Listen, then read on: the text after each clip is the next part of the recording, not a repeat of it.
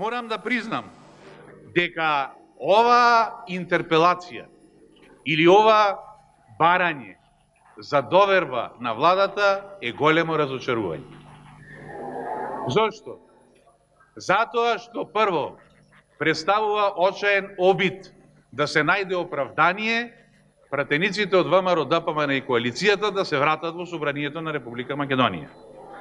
Второ, поразително е сознанието дека овај е одбраниот начин опозицијата да се врати во собранието на голема врата. Ама ова е голема врата?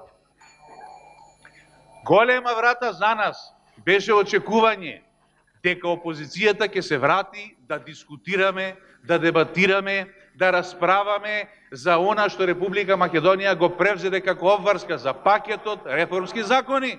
Со тоа денеска да се занимаваме овде. За тоа да разговараме, за тоа да дискутираме, за планот 369 да стане реалност, затоа што за 10 дена од денеска ние очекуваме и не само што очекуваме, ќе добиеме позитивен извештај на Европската комисија безусловен. Значи, после толку години без никакви услови, токму заради политиките и реформите што ги спроведе оваа влада.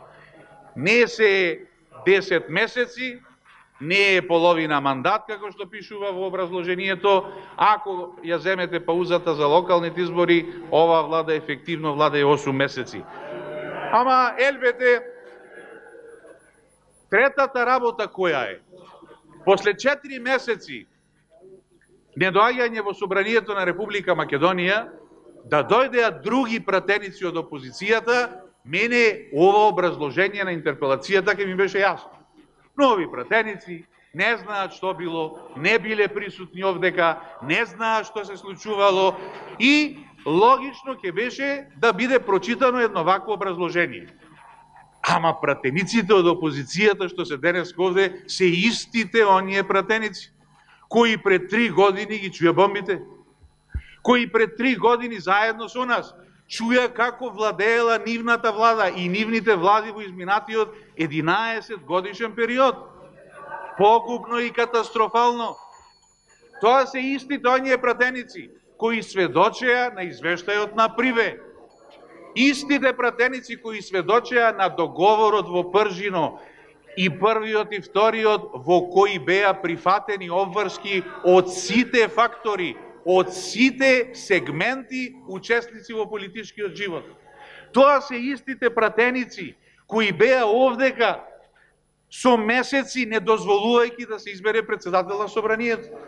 Тоа се истите пратеници кои беа сведоци на 27 април што се случуваше во ова собрание.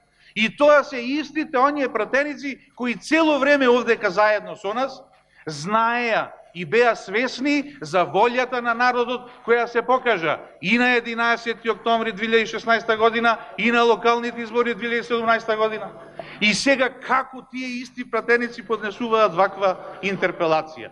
Значи, во најмала рака, ваква интерпелација и ова образложение е несериозно.